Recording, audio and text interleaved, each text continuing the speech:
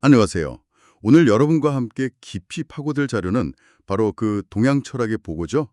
노자의 도덕경 제64장 보물장입니다. 첫 구절입니다. 제가 읽어보겠습니다. 기 안에 이지요, 기 위조의 이모며 기 안 이지, 기 위조 이모. 네.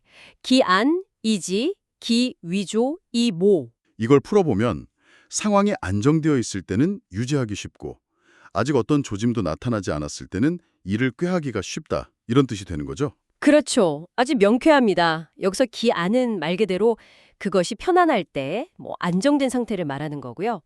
이지는 유지하기 쉽다. 일이 잘 풀릴 때 그걸 지키는 건 상대적으로 수월하다는 이야기죠. 네, 그렇죠. 그리고 기위조는 아직 조짐이 없을 때, 이 조라는 글자가 딱 어떤 일의 기미나 낌새를 의미해요. 아, 그렇군요. 억조 창생할 때 그 조자군요. 네, 맞습니다. 길흉에 조짐할 때도 쓰고요. 아무튼 그 조짐이 없을 때 이모, 즉 일을 도모하기 쉽다. 어떤 문제가 생기기 전에 혹은 어떤 일을 시작할 때 그 낌새가 안 보일 때 계획하고 대비하는 게 훨씬 쉽다는 거죠. 그러니까 결국 일이 커지기 전에 미리 손 쓰는 게 훨씬 쉽다는 그런 말씀이시네요. 정확합니다. 자, 그럼 이 구절에 대한 주석을 한번 읽어보겠습니다. 이게 좀 긴데요. 주, 이키 안불망위, 지지기존 불망왕, 모지우 무공지세, 고알, 이야. 좀 기네요. 이게 무슨 뜻인가요? 네, 주석을 풀어보면 이렇습니다. 편안할 때 기안, 위태로움을 잊지 않고 불망위, 또 잘 보존되어 있을 때 기존, 망할 것을 잊지 않는 것, 불망왕. 이것이야말로 뭐랄까 큰 힘을 들이지 않는 형세에서 일을 도모하는 것이니 그래서 쉽다고 말한 것이다. 이런 뜻입니다. 아, 그러니까 왜 쉬운지에 대한 부연 설명이군요. 그렇죠. 기안이지 기미조 이모가 왜 쉬운가? 평안할 때 위기를 생각하고 잘 유지될 때 실패 가능성을 염두에 두는 것. 이런 미리 하는 대비든 큰 노력이 안 드니까 그래서 쉽다고 했다는 거죠. 우리가 흔히 말하는 유비무환하고도 딱 통하는 지혜라고 할 수 있겠습니다. 네, 정말 그렇네요. 자, 그럼 다음 구절로 넘어가 보겠습니다. 기최에 이 판이요. 기 위에 이 산일세. 기최, 이반, 기 위에 이산. 해석하면 물을 때는 쪼개기 쉽고 작을 때는 흩어버리기 쉽다. 이것도 앞 구절이랑 좀 비슷한 맥락인 것 같아요. 맞습니다. 여기서 기취는 그것이 무를 때, 그러니까 연약하고 부서지기 쉬운 상태를 말합니다. 우리가 취약하다 할 때 쓰는 그 취자죠. 네네. 그때는 이판, 쪼개거나 풀게 하기 쉽다. 이. 그리고 기미는 그것이 아주 작을 때, 미세하다 할 때 쓰는 그 미자입니다. 그렇죠. 그때는 이산, 흩어버리기 쉽다. 이. 결국 이것도 문제가 아직 연약하고 아주 작을 때는 해결하기가 훨씬 쉽다는 점을 다른 비유를 통해서 다시 한번 강조하는 구절이라고 보면 됩니다. 이 구절에 대한 주석도 있습니다. 읽어보겠습니다. 주, 쇠실 오류요나, 익히 미최직으로 외족이 흰대공하니 고 이해라.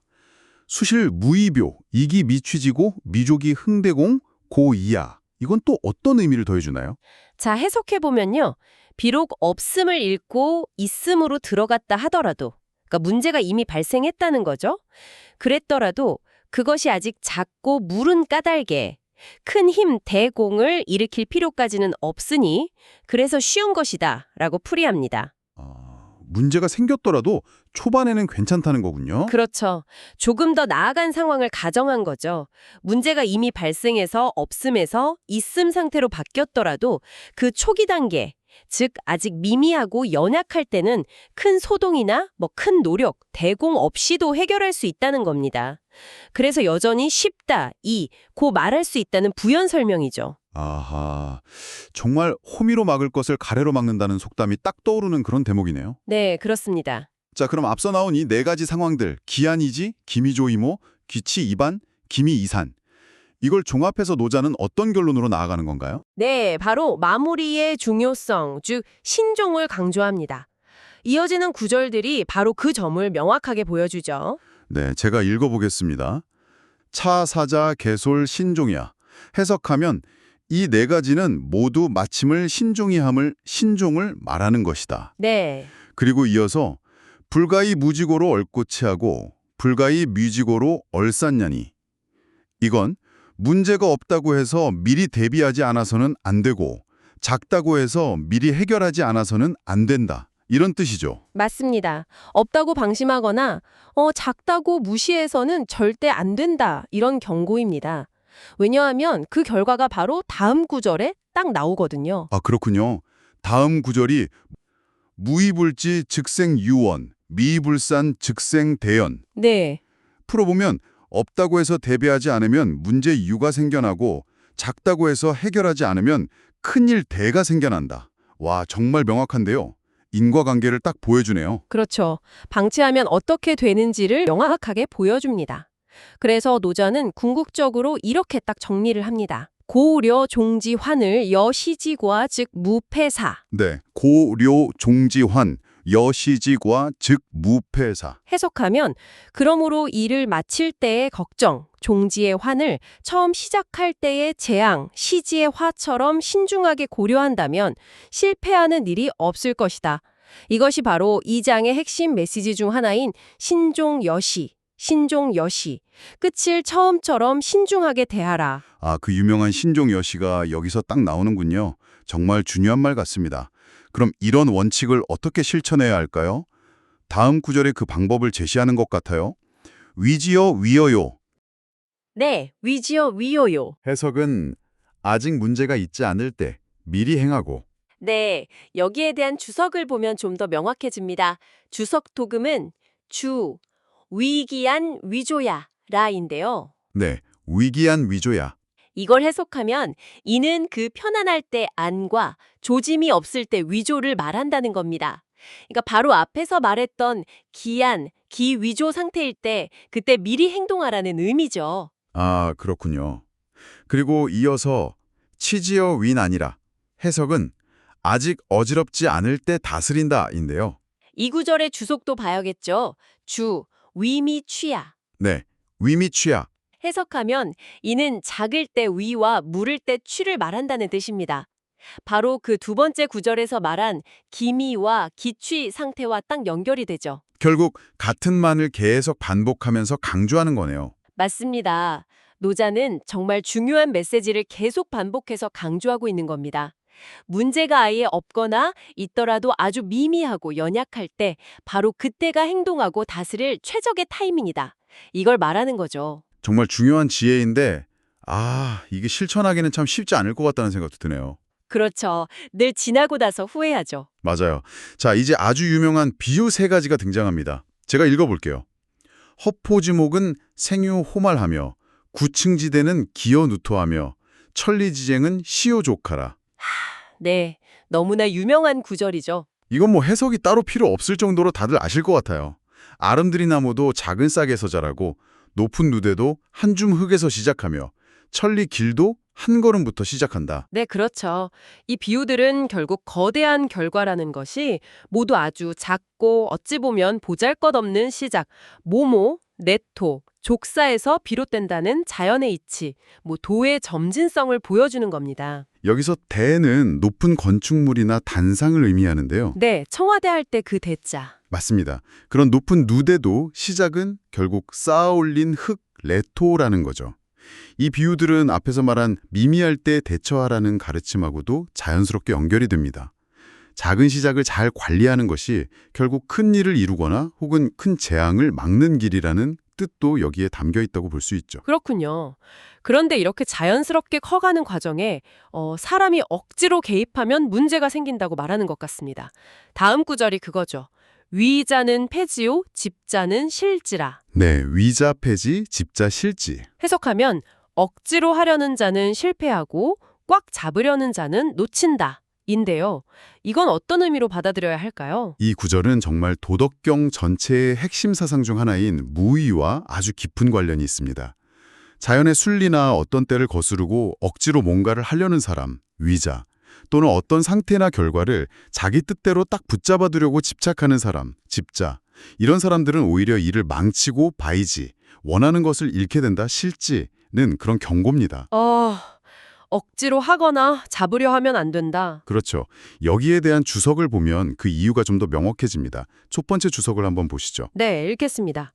주, 당위 신종재미하고 신미재난호대. 네, 당위 신종재미, 신미재난. 해석하면요. 마땅히 마침을 신중히 함으로써 작은 문제를 제거하고 또 작은 것을 신중히 다룸으로써 어지러움을 제거해야 하는데 라고 합니다. 아, 기본 원칙을 다시 한번 이야기하는군요. 네. 앞서 말한 신종여시와 미미할 때 다스림의 원칙을 따라야 한다는 거죠. 여기서 추는 없애다, 제거하다는 뜻이고요. 그런데 만약 그렇게 하지 않고 억지로 하면 어떻게 될까요? 다음 주석이 그걸 설명하는 것 같은데요. 이것도 좀 깁니다.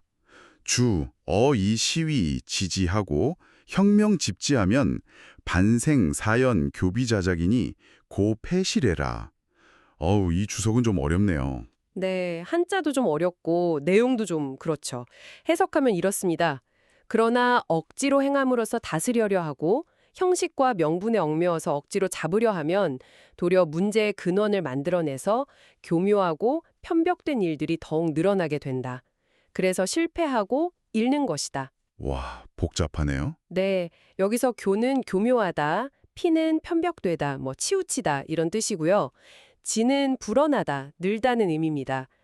자양분할 때 그 자자죠. 아, 네네. 즉, 자연스러운 때와 방법을 무시하고 어떤 인위적인 수단, 시위나 형식적인 명분으로 일을 처리하려고 들면 오히려 문제의 뿌리가 더 깊어지고 뭔가 교묘하고 잘못된 일들만 더 많이 생겨나서 결국 실패하게 된다.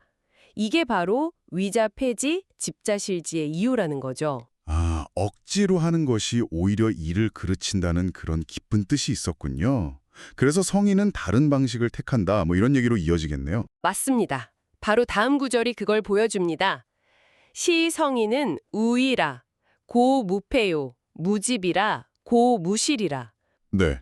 시성인, 무위, 고무패, 무집, 고무실.